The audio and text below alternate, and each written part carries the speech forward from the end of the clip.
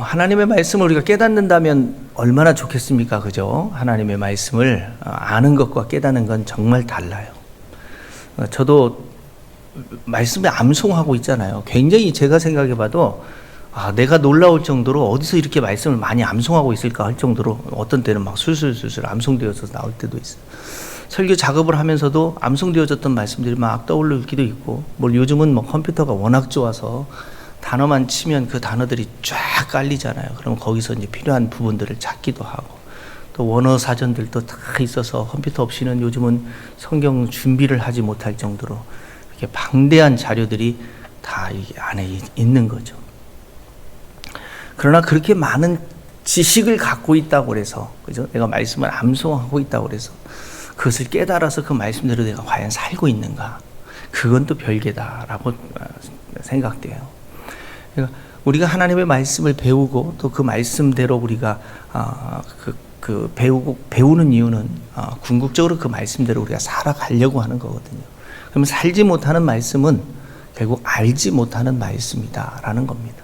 그래서 알려고 하지 마시고 말씀을 들을 때 그렇게 살아가려고 한번 말씀을 들을 수 있기를 바랍니다. 그래서 그리스도인이 되어 살아가는 삶, 우리는 그것에 대해서 이야기했어요. 우리가 전체적으로 정리를 하면 어떤 이야기냐면 노마서가 1장부터 시작되어져서 쭉 나갈 때 1장부터 11장까지는 어떻게 너희가 선민이 되었는가, 어떻게 너희가 하나님의 자녀가 됐는가, 어떻게 하나님의 그 권세를 누릴 수 있는 그런 하나님의 은혜를 받은 사람이 되어졌는가에 대해서 11장까지 구원받은 사람에 대해서 이야기를 했다면, 이제 12장부터 이제 구원받았으니까 그러므로 그리스도인이 어떻게 살아가야 할 것인가에 대해서 이야기를 하고 있는 거죠.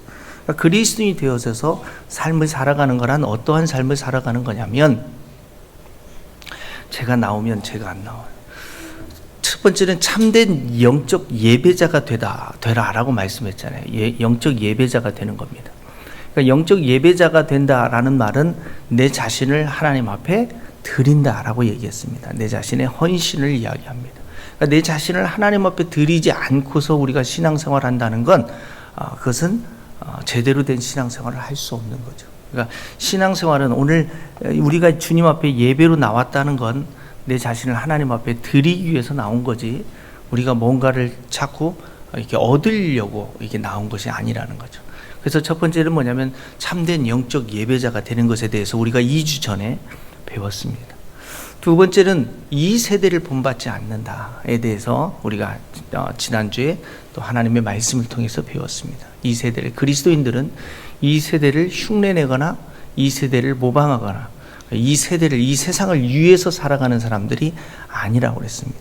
그래서 선택에 대한 이야기를 하면서 이 세대를 본받는 것에 대해서 우리는 과감하게 포기한 사람을 일컬어 우리는 그리스도인이다라고 말씀드렸습니다. 그렇다면 우리는, 그렇죠? 나는 정말 그리스도인이, 그러니까 그리스도인이 된다라는 것은 굉장히 많은 것을 어떻게 보면 이 세상에서 포기해야 할 것들이 굉장히 많아요.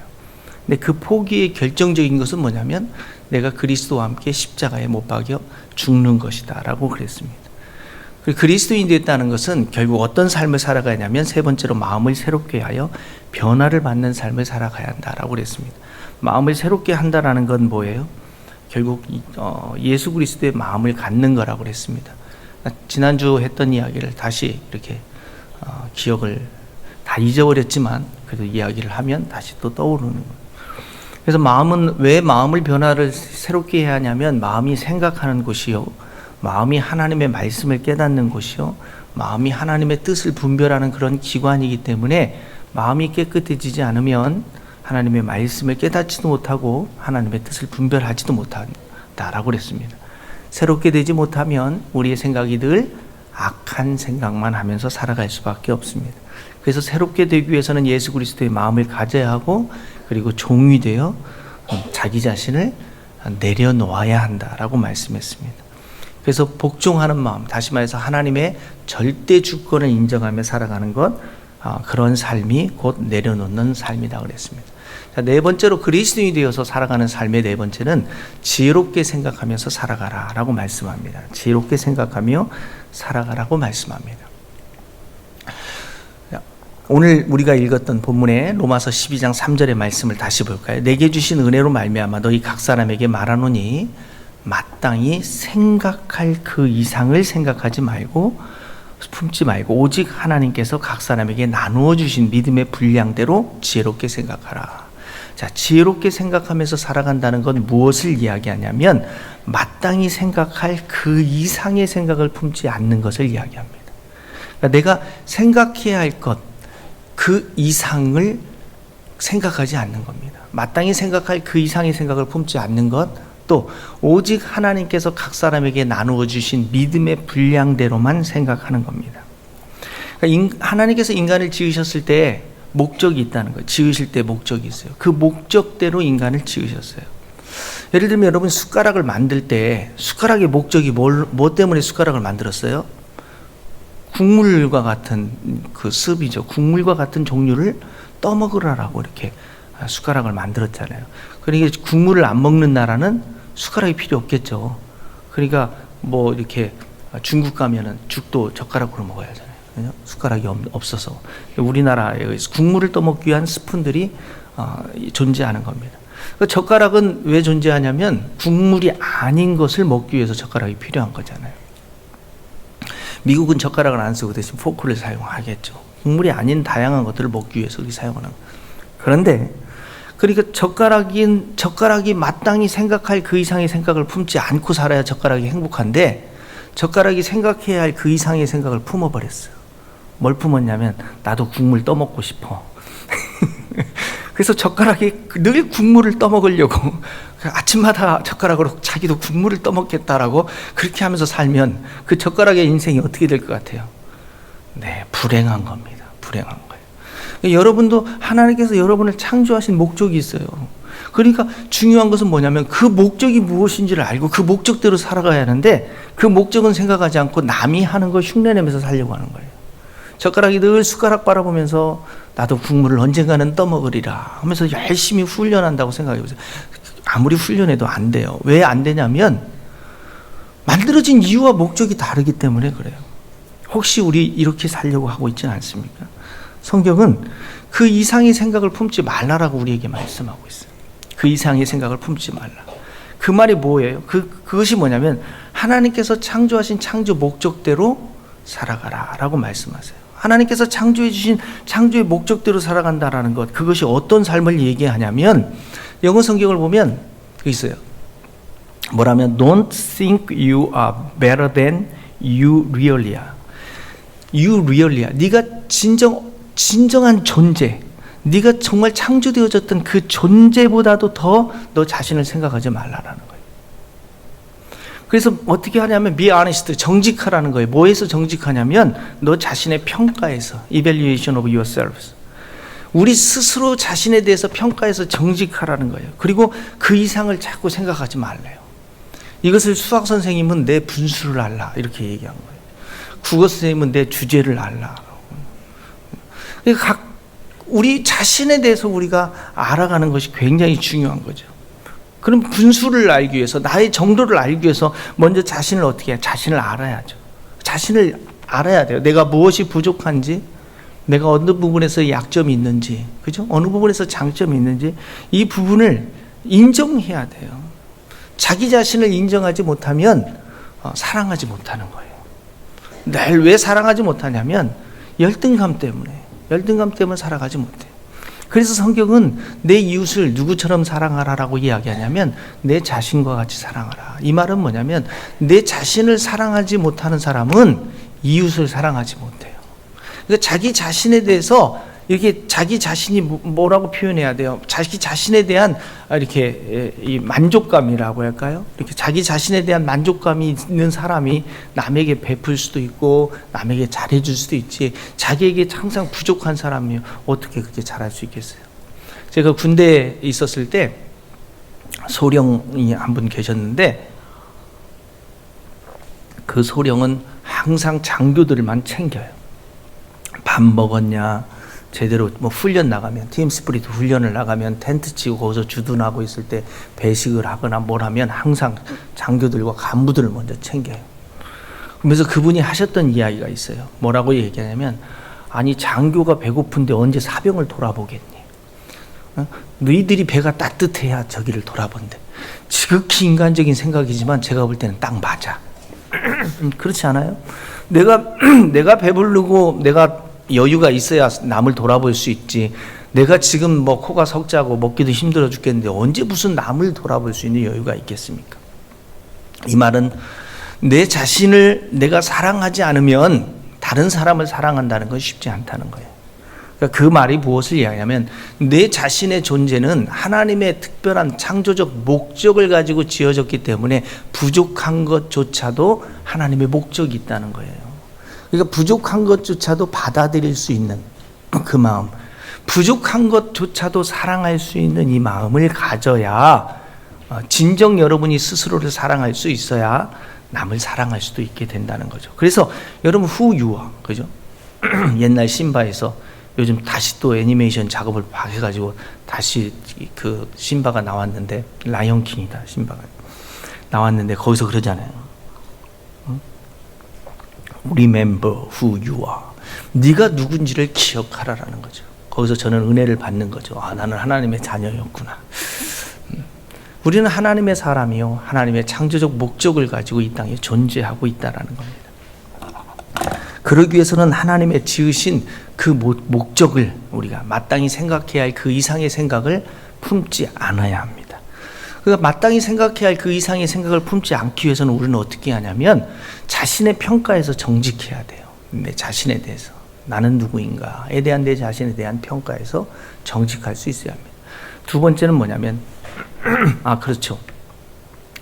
그러니까 우리는 잘 알고 있다라고 이야기하잖아요. 그러니까 이 TV 같은 데 프로그램을 보면 부부간에 뭐 한 20년도 살고 30년도 산 부부가 그 서로를 잘 알고 있다라고 생각하고 어떤 질문을 해서 맞추기를 하는데 다 틀리잖아요.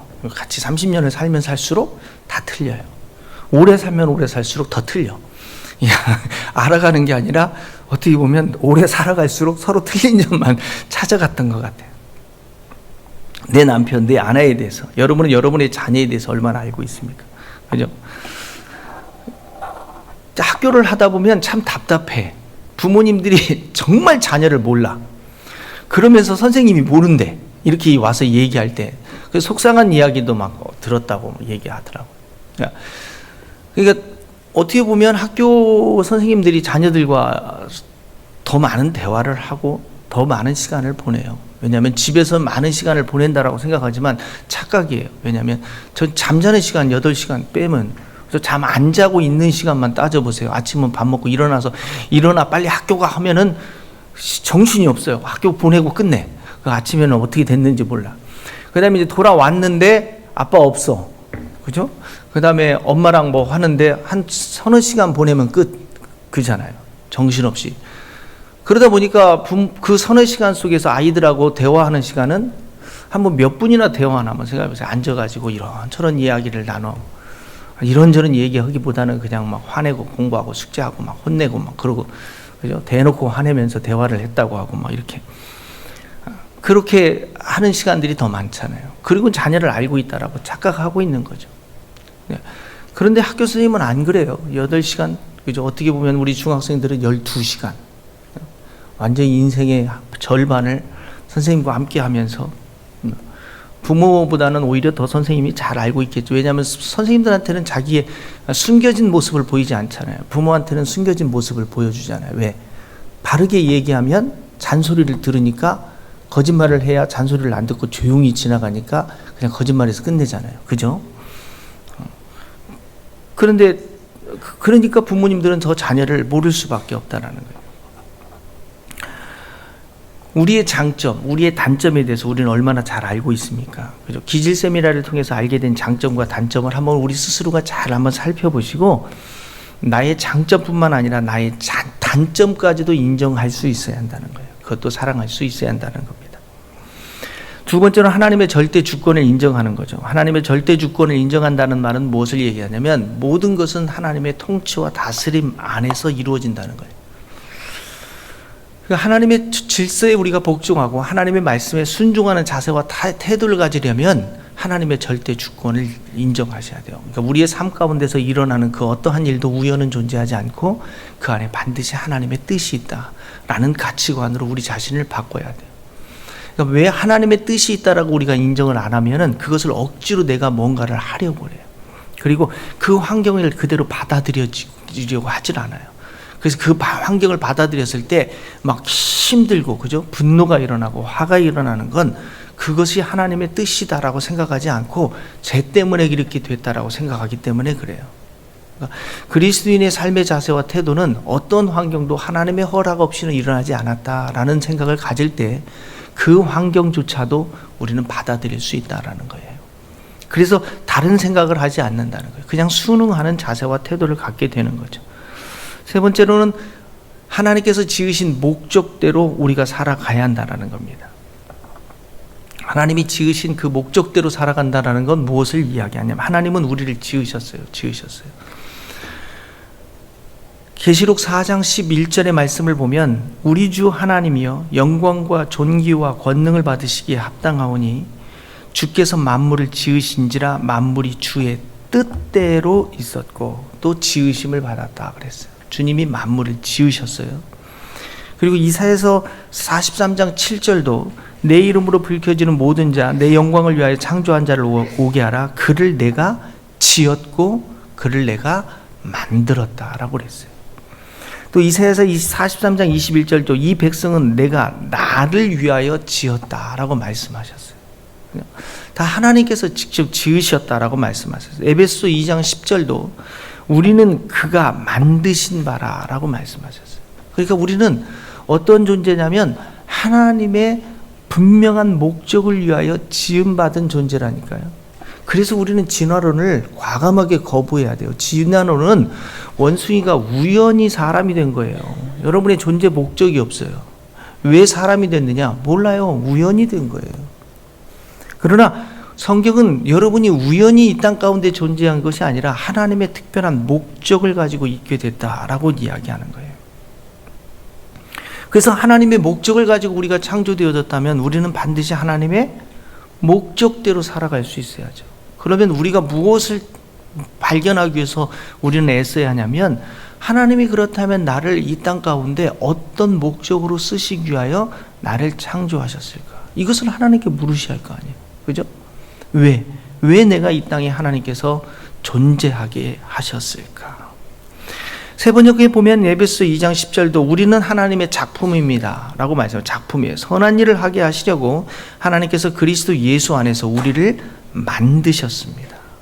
우리를 만드셨어요. 하나님께서 이렇게 미리 준비하신 것은 우리가 선한 일을 하며 살아가게 하려고, 선한 일, 하나님의 일을 하면서 살아가게 하려고 하나님은 우리를 지으셨어요. 그러니까 결국 우리가 존재하는 존재적 이유와 목적은 뭐냐면 하나님의 일을 위하여 우리가 하나님의 손에 지어졌고 만들어졌다니까요. 그러니까 그리스도인이라는 그래서 어떤 사람이냐면 하나님의 일을 하기 위하여 준비되어진 사람이에요. 그러니까 내 일을 하는 게 아니에요. 그래서 어저께 부모 교육 때 제가 이야기했던 것도 뭐냐면 자꾸 네 꿈이 뭐냐를 묻지 말라니까요. 하나님의 꿈이 무엇인지를 알아서 그 하나님의 꿈을 이루어드리는 자녀가 되도록 해야 돼요. 그게 세상의 가치관과 기독교 가치관의 차이점이에요. 세상 사람들은 자신의 꿈을 이루기 위해서 살아가잖아요. 자신의 꿈을 이루기 위해서 희생시켜요. 가족도 희생시키고 누구도 희생시키면서 살아가요.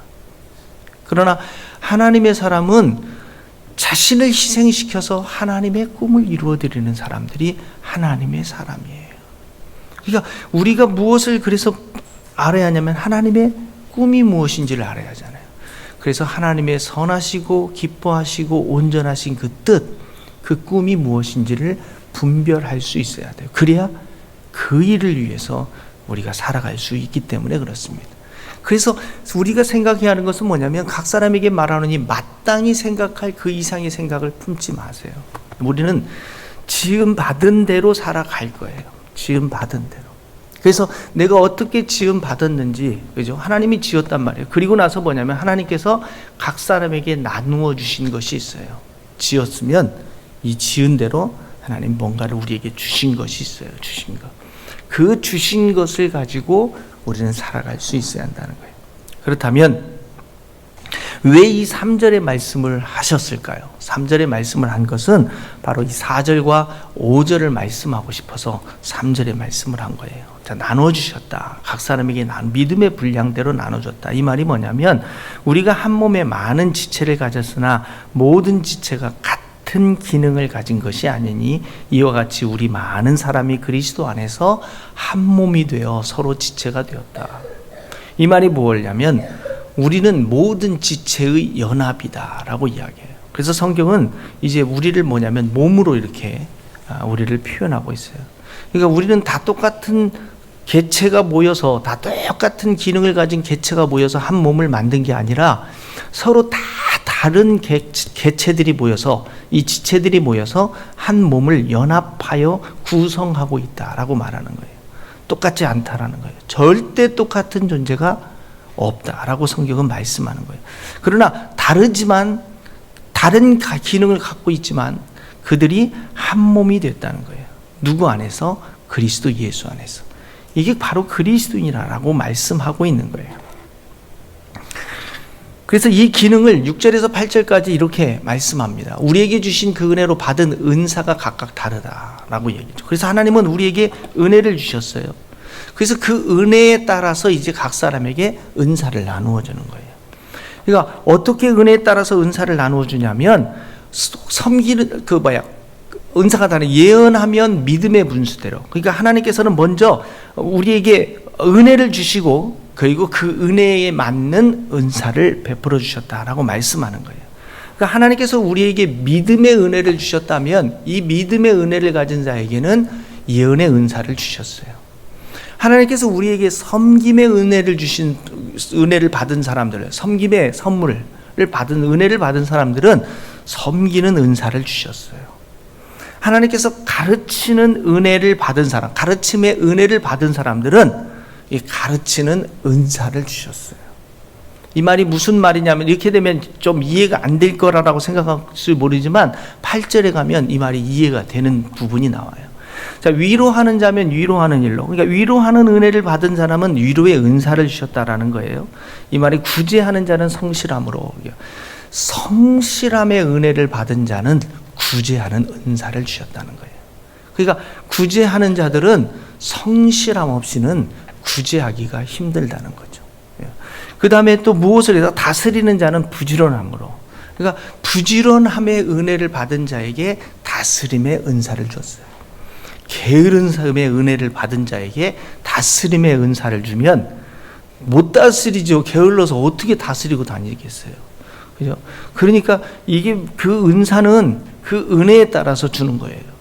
긍휼을 베푸는 자는 즐거움으로 할지어다. 이 말이 뭐냐면 나에게 즐거움의 은혜를 받은 자가 내가 즐거움의 은혜를 받았다면 하나님께서는 나에게 긍휼을 베푸는 은사를 주셨다라는 거예요.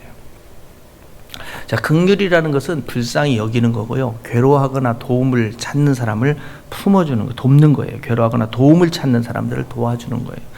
그리고 불쌍한 사람들을 도와주는 거예요. 자, 긍휼이 사람을 한번 돕는다고 생각해 보세요. 돕는 게 그게 뭐 하루 이틀 돕고 끝날 것 같습니까? 아니죠. 어떻게 보면 20년도 도와야 하고 30년도 도와야 하는데 돕다 보면 어떻게 보세요? 그죠? 짜증 지대로 나게 힘들잖아요. 사람을 돕는다는 게 쉬운 일입니까? 보통 힘든 게 아니에요. 그래서 아무에게나 긍휼의 은사를 주는 게 아니에요. 그 사람은 평상시에 그냥 늘 즐거워하는 은혜를 받은 사람이 바로 긍휼의 은사를 가질 수 있는 거예요.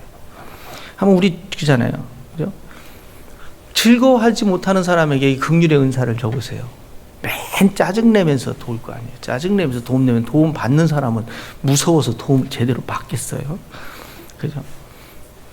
불평하면 몇 번 하다가 포기할 거예요. 우리 주일날 주방일도 마찬가지잖아요. 그죠? 즐거워하는 사람이 주방일을 해야 이게 즐거운데 이 즐거움의 은사가 은혜가 없는 사람이 주방일을 하려고 하니까 얼마나 힘들어요. 힘든 거예요. 그래서 은혜를 받은 대로 일을 하는 거예요. 은혜를 받. 또 이 설교 듣고 나는 즐거워하는 은혜가 없어서 오늘부터 주방일 안 해. 뭐 괜찮아요.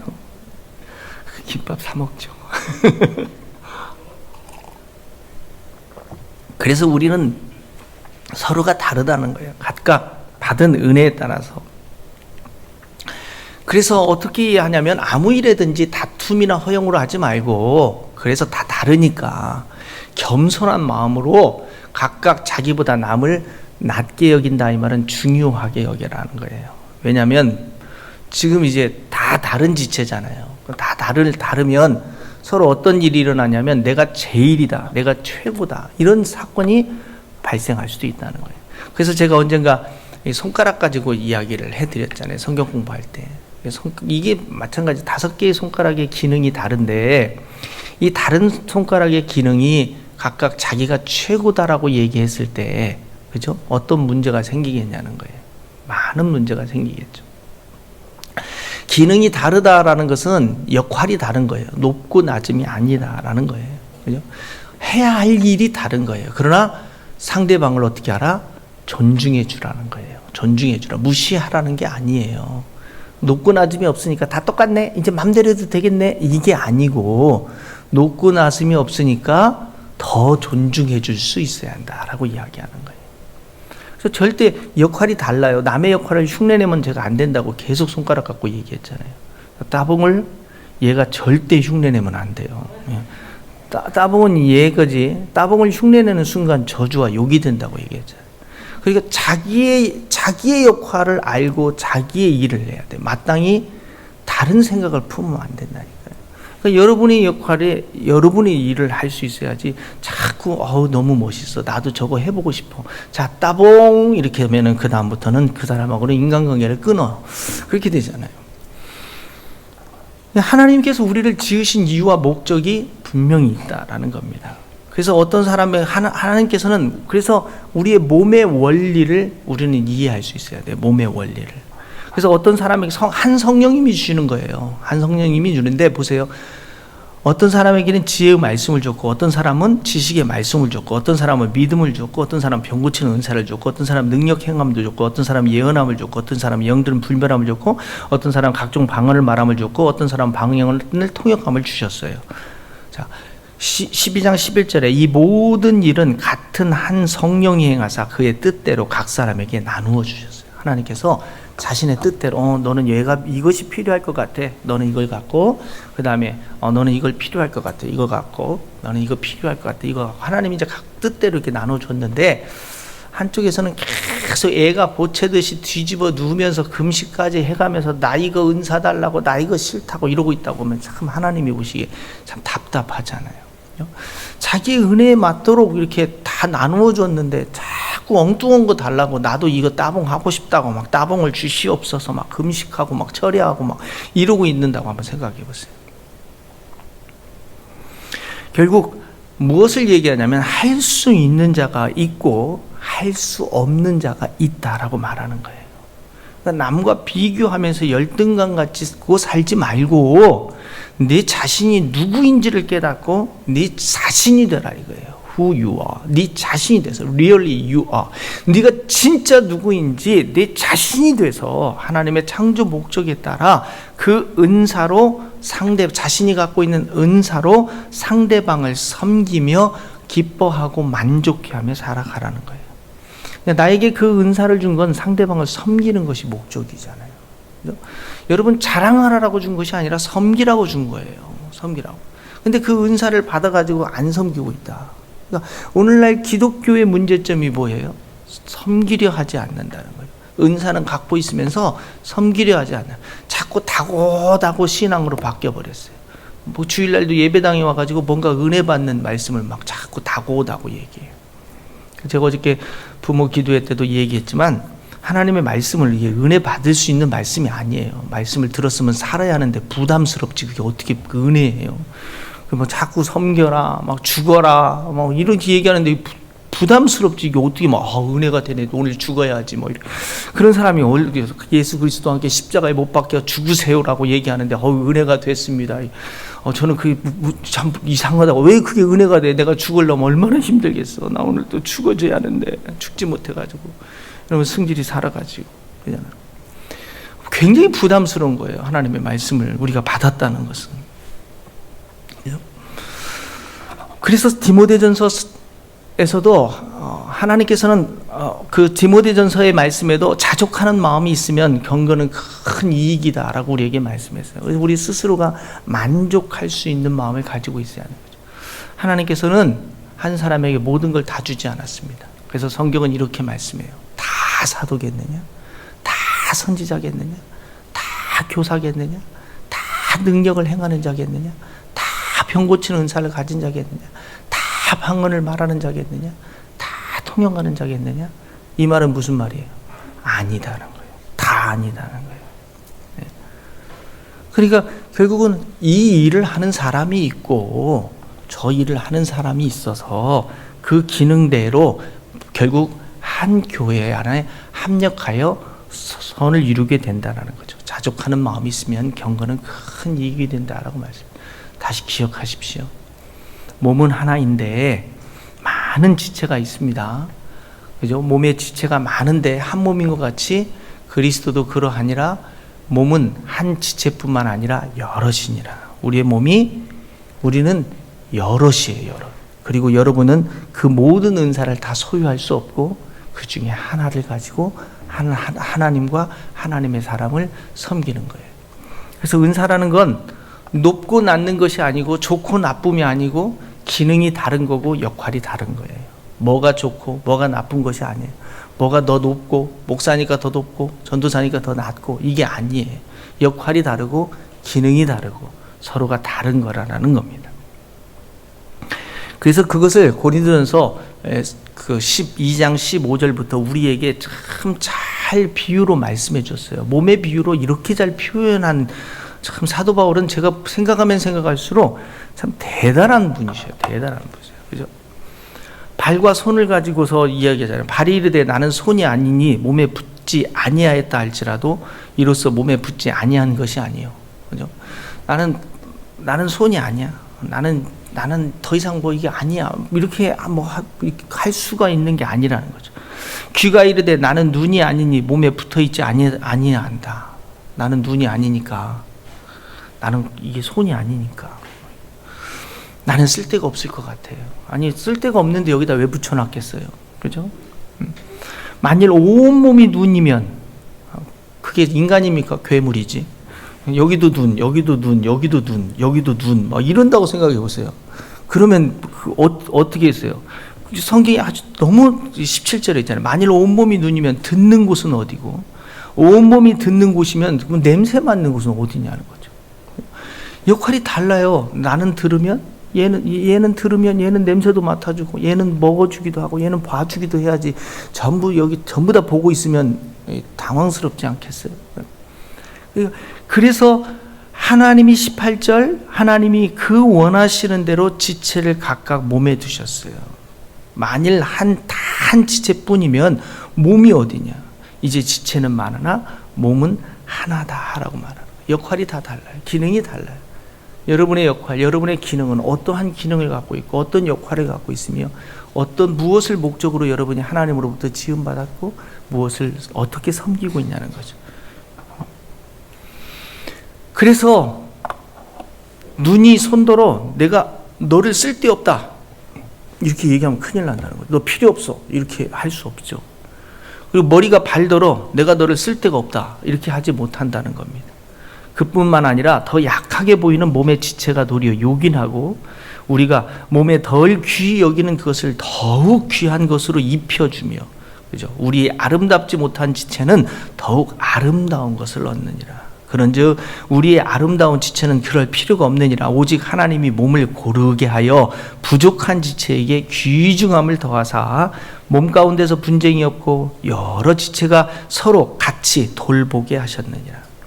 만일 한 지체가 고통을 받으면 모든 지체가 함께 고통을 받고 한 지체가 영광을 얻으면 모든 지체가 함께 즐거워하느니라. 너희는 그리스도의 몸이요 지체의 각 부분이라.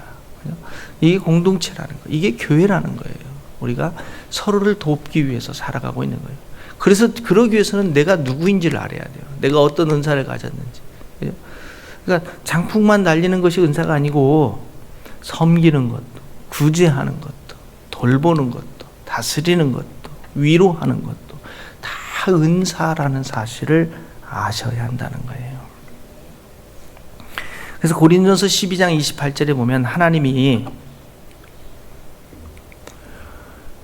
교회 중에 몇을 세웠습니다. 첫째는 사도입니다.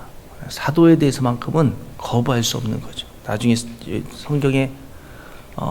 성경 말씀이 어디로 갔냐? 네, 사도는 이때 예수께서 기도하러 산에 가사 밤이 새도록 하나님께 기도하시고 밝음에 그 제자들을 부르사 그들 중에 12를 택하여 사도라 칭하셨어요. 물론 오늘날 확장적 의미에서 하나님의 보내심을 받은 자를 사도다라고 우리가 그렇게 의미를 부여는 하고 있어요. 왜냐하면 사도처럼 살아라 이렇게 얘기해 주려고. 그렇다고 해서 그들이 12사도는 아니라는 거죠. 12사도는 요한계시록에 이렇게 써 있어요. 그 성의 성곽에는 12기초석이 있고 그 위에는 어린 양의 12사도의 12 이름이 있더라. 이 12사도만은 굉장한 하나님의 약속이 있는, 나중에 심판의 자리에 서서 어쨌든 약속이 있는 사람들을 일컬어 사도라 칭합니다. 그래서 그 첫째가 사도다라고 지금 이야기하는 거죠. 둘째는 선지자요 이렇게 얘기하잖아요. 사도 밑에 이제 급을 선지자급으로 이렇게 얘기했는데, 선지자는 어떠한 사람을 일컬어 선지자다라고 말씀하고 있냐면 하나님의 말씀을 선포하는 자들이요, 또 그 선포된 말씀에 기록되어진 것을 선지자다라고 말씀하고 있어요. 누가복음 24장 44절에 또 이르시되 내가 너희와 함께 있을 때 너희에게 말한 바 곧 모세의 율법과 선지자의 글이잖아요. 하나님의 말씀이 선포됐던 이 선지자들의 글, 그죠? 그리고 마태복음 5장 17절에서도 내가 율법이나 선지자들로 내가 율법이나 선지자를 폐하러 온 줄로 생각하지 말라라고 했을 때, 이 선지자들이라는 건 하나님의 말씀을 선포했던 것, 그리고 그들에 의해서 기록된 이 말씀들을 이야기하는 거예요. 그것을 폐하러 온 것이 아니에요. 그러니까 쉽게 얘기하면 구약 성경을 폐하러 온 것이 아니라는 거예요. 그래서 우리 손에 구약 성경이 들려져 있는 거죠. 그래서 로마서 1장 12절에 이 복음은 하나님이 선지자들로 말미암아 그의 아들에 관하여 성경에 미리 약속하신 것이라. 그러니까 선지자들은 어떠한 사람이었냐면 하나님의 말씀을 선포했던, 그때 당시 그죠, 책들이 없었을 때, 성경책이 기록되지 못했을 때 최초로 하나님의 말씀들을 선포했던 사람들이요, 또 그 말씀을 기록했었던 그 선지자들의 역할이었어요. 또 신약시대에 이르러서 선지자의 역할이 세우고 권면하며 위로하는 자의 역할을 합니다. 사도행전 15장 32절에 보니까 유다와 실라도 뭐라고 돼 있어요? 선지자라고 돼 있죠. 여러 말로 형제들을 권면하고 굳게 세웠다라는 거예요. 신약시대에 이르러서 선지자의 역할이 어떠한 역할을 했는지를 우리에게 말씀하고 있어요. 고린도전서 14장 3절을 봐도 그러나 예언하는 사람은 사람에게 말하여 덕을 세우며 권면하며 위로하는 자였다라고 얘기하는 것처럼 바로 이 선지자의 역할이 세우고 권면하며 위로하였던 그 역할을 보게 되어집니다. 그리고 세 번째로 뭐였어요? 셋째로 기억나세요? 성경 말씀? 안 나죠? 교사입니다. 교사. 자, 사도는 사도시대 때 이제 끝났잖아요. 선지자도 하나님의 메시지를 선포하거나 기록되는 선지자는 끝났고, 아마 그 권면하고 위로하는 그런 예언자로서의 선지자는 아마 계속 되어질 수도 있을 겁니다. 그 다음에 가장 중요시 여기는 건, 그럼 그 기록된 말씀을, 그죠? 선지자들에서 선포되어지고 이 기록된 이 하나님의 말씀을 가르치는 사람이 중요하겠죠. 그래서 셋째가 교사다라고 얘기하는 거예요. 교사. 이 교사, 사도 바울이 뭐라고 자기 자신을 소개하고 있는지 보세요. 내가 이 복음을 위하여 선포자라는 말은 선지자라는 말이 아니고 자기 자신을 선지자로 이야기하지 않았어요. 선포자라고 그랬어요. 이 선포자는 전령이라는 거예요. 전달자라는 거예요. 전달자. 무엇을 전달했냐면 이미 선지자들에 의해서 선포된 말씀을 전달하는 자였다라고 이야기해요. 그리고 사도였죠. 그러면서 동시에 뭘 얘기했어요? 교사다. 그러니까 왜 교사라고 얘기했냐면 구약에 있는 성경들, 선포되어진 이 말씀들을 가르치는 역할을 했잖아요. 사도행전 26장 22절부터 23절까지의 말씀을 보면 하나님의 도우심을 받아 내가 오늘까지 서서 높고 낮은 사람 앞에서 증언하는 것은 선지자들과 모세가 반드시 되리라고 말한 것밖에 없다. 자기가 지어낸 새로운 말들을 한 게 아니라 이미 선지자가 했던 말씀을 내가 지금 선포하고 있다. 그 말은 뭐냐면 그리스도가 고난을 받으실 것과 죽은 자 가운데서 다시 살아나사 이스라엘과 이방인들에게 빛을 전하시리라 함이니라 하시니라. 그러니까 사도 바울이 무슨 역할을 했냐면 자기는 선지자의 역할이 아니라 선포자의 역할이요. 그것은 뭐예요? 모세와 선지자들에 의해서 이미 선포되어졌던 이 말씀을 가르치는 교사의 역할을 했다라고 말씀하고 있는 거예요. 그는 뭐였다? 교사였다. 저는 제 역할이 무엇일까를 이 말씀을 보면서 생각했을 때 저는 바로 교사인 것 같아요. 교사. 그래서 굉장히 저도 프라이드가 있어요. 왜냐하면 서열 3위잖아요. 사도, 선지자, 교사. 우리는 항상 능력을 행하는 사람을 굉장히 이렇게 능력이 있으니까 이렇게 급으로 높이 놓고 보려고 하는데 성경은 사도 바울은 분명히 이렇게 얘기합니다. 그 다음이 능력을 행하다. 그러니까 가장 중요시 여기는 게 뭐냐면 하나님의 말씀이에요. 그리고 이 말씀을 가르치는 것이 중요해요. 말씀을 우리가 제대로 알지 못하면 내 마음대로 신앙생활을 해요. 우리가 잘못 말씀을 알면 잘못된 대로 신앙생활을 해요. 왜 우리가 이단으로 가냐면 이단의 잘못된 가르침을 받았기 때문에 잘못된 신앙생활을 하는 거잖아요. 그러니까 제대로 된 이 시대의 스승을 만난다는, 교사를 만난다는 것, 이게 하나님의 은혜요 축복일 수밖에 없다는 거예요. 그리고 우리에게 있어서도 중요한 게 뭐냐면 교사가 되려고, 성경은 하지 말라고 얘기하지만 가능한 한 교사가 되려고 하세요. 하나님의 말씀을 가르치고 전하는 자가 되어져야겠죠. 그 다음이 능력을 행하는 자다라고 이야기했어요. 그래서 능력 행하는 사람을 너무 부러워하지 마세요.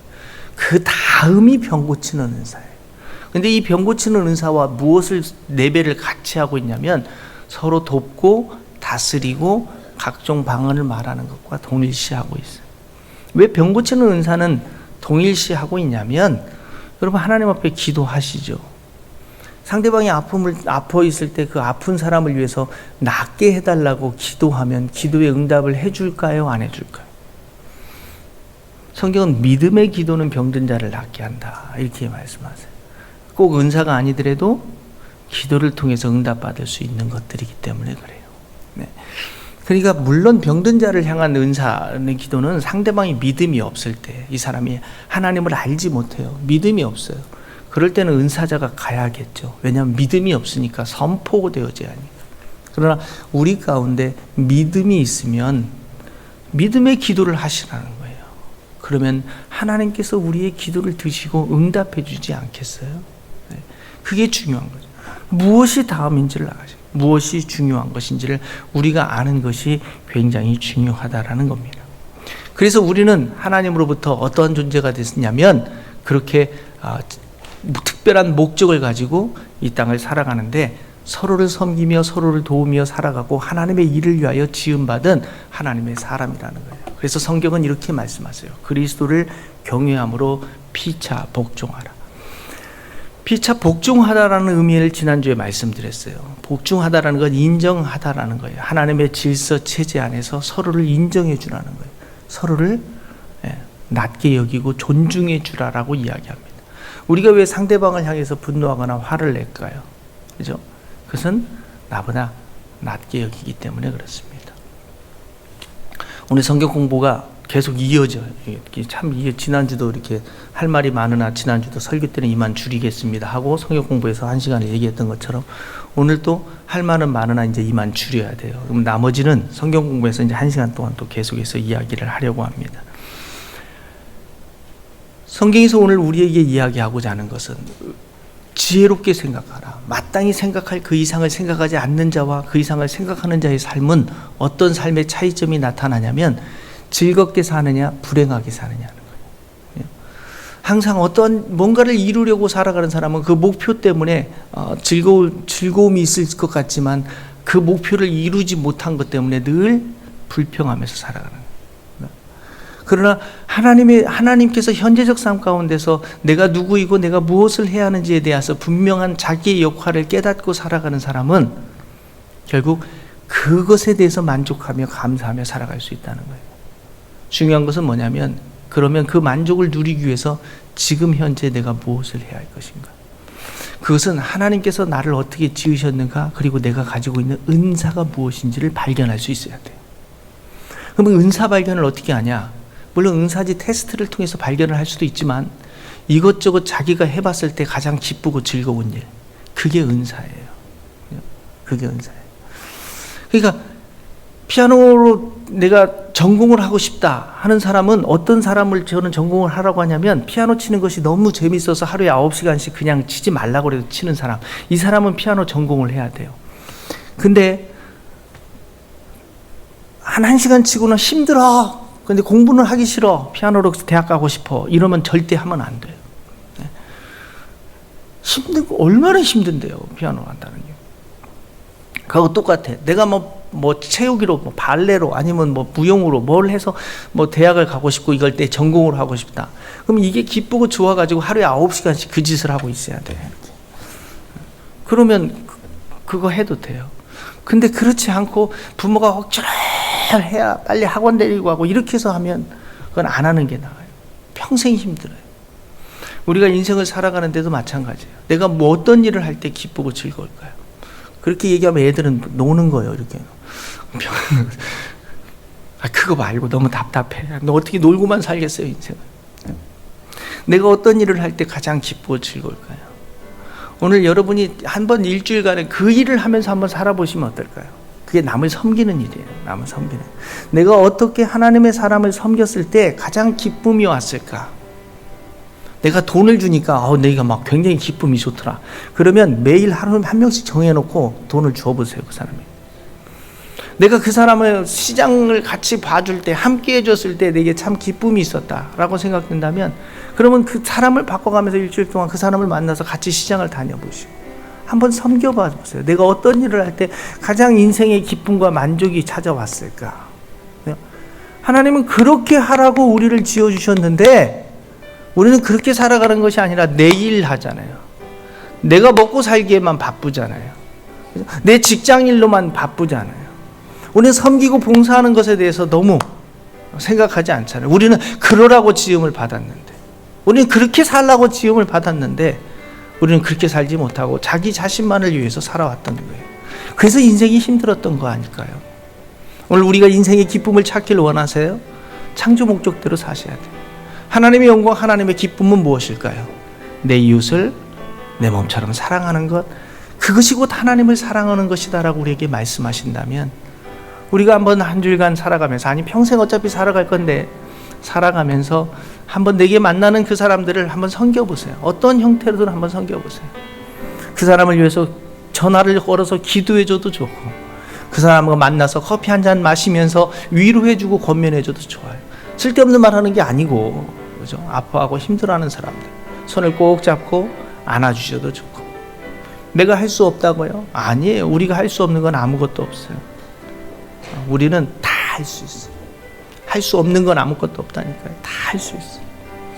왜냐하면 하나님은 우리를 그렇게 지었기 때문에 그렇습니다. 이 시간에 주님 앞에 한번 결단하며 기도하기를 원합니다.